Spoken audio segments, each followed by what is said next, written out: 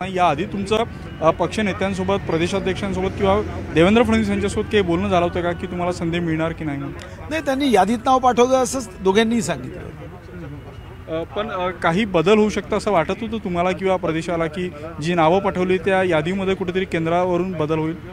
नाही, मग माहीत असण्याचं कारणच नाही, कारण मी केंद्रात कधी फारसा जात नाही, दिल्लीमध्ये मी जात नाही, त्यामुळे मग माहीत असण्याचं कारण.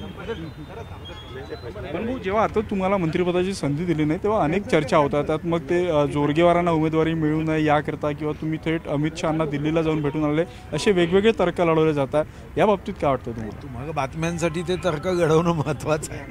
पक्ष आमचा एवढा संकुचित आहे गो की अशासाठी एखाद्याच्या उमेदवारासाठी जर गेलो म्हणून पक्ष अशा पद्धतीने मंत्रिपद काढेल अशा गोष्टी तरी तुम्हाला तरी विश्वास वाटतो का?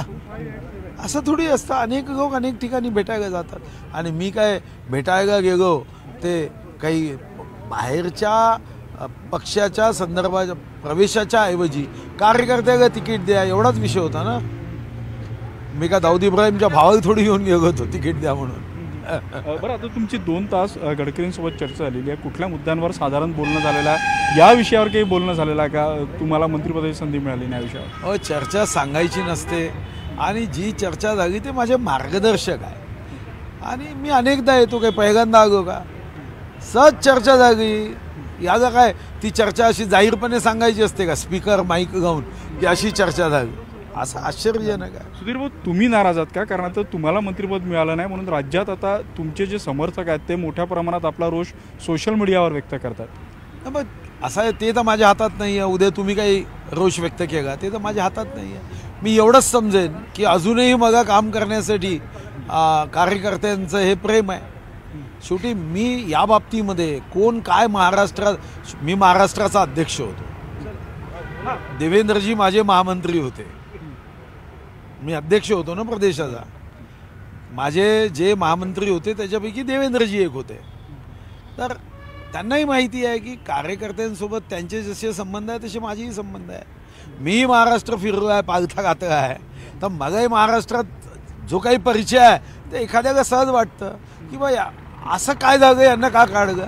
तर त्या प्रश्नाच्या पोटी एखादा व्यक्ती काही लिहित असेल तर त्याला मी जबाबदार आहे का? सुधीर भाऊ, प्रदेशाकडून तुमचं नाव गेलं होतं मात्र ते केंद्राकडून कट झालं. कुठला नेता याच्यासाठी जबाबदार असेल? थेट प्रश्न तुम्हाला काय वाटतं, कुठं काय घडामोड झाली असेल? हे तर बावनकुळे साहेब आणि देवेंद्रजीच सांगू शकते, कारण मी दिल्लीत जात नाही, फार थंडी मग मानवत नाही म्हणून मी जात नाही. आता तुम्हालाही माहिती आहे. आता काय कारण आहे त्यांनी का माझं मंत्रिपद काढलं हे तर मला माहीत नाही. ठीक आहे, लाडक्या बहिणींनी आमदार निवडून आणलं आणि एवढी जास्त संख्या झाली की आता तशी काय. आणि पण मला एक गोष्ट माहिती आहे ना, मी त्या निवडून आलेल्या 237 आणि याच्यापैकी जे 196 म्हणजे विधान परिषद जर सोडलं आणि एक जागा रिकामी सोडली त्या 196 आमदारांपैकी मी आहे ना. मग ती अडचण कुठे आहे? मला पण पक्षाने तुमच्यावर नवीन जबाबदारी देणार आहे, संघटनेत काही जबाबदारी मिळू शकते असं देखील फडणवीस म्हटलेलं आहे. अशी कुठली जबाबदारी मिळाली तर तुम्ही ती स्वीकाराल की तुम्हाला आता आमदार म्हणूनच काम करणं आवडेल? असं आहे, पक्षाने दिलेली जबाबदारी तर स्वीकारेल, तो तर प्रश्नच उपस्थित होत नाही या प्रश्नामध्ये या पक्षामध्ये. पण मी आमदार आहे ना, जबाबदारी नाही आहे असं का विचार करता तुम्ही? आमदारकी ही जबाबदारी नाही आहे. मी जर 14.5 कोटी लोकसंख्येपैकी ज्या ठिकाणी 288 आमदार निवडून आले त्यापैकी मी एक आहे, ती जबाबदारी नाही आहे. आणि आज मी मंत्री कालपर्यंत होतो, पण मी 15 वर्ष मंत्री होतो का? तेव्हा घडत होतो की नाही? मी साऱ्या संसदीय आयुधाचा उपयोग करत होतो. हे राष्ट्रसंत तुकडोजी महाराजांचं नाव मी संसदीय आयुधाचा उपयोग करून केलं, क्रांतीज्योती सावित्रीबाई फुलेंचं नाव केलं, गोंडवाना विद्यापीठ केलं. तर मला काय फक्त एवढंच आहे की मंत्री असलं तर जास्त वेगाने काम होतं, आमदार असलं तर कमी वेगाने होतं, काम तर होईल. नक्कीच आपण पाहतोय की इथून पुढे पक्ष जी जबाबदारी देईल ती जबाबदारी स्वीकारेल, नाहीतर वेगवेगळे आयुध वापरून जे आहेत ते सभागृहामध्ये जे आहे ते काम करेल असा विश्वास जे आहे ते सुधीर मुनगंटीवार यांनी व्यक्त केलेला आहे.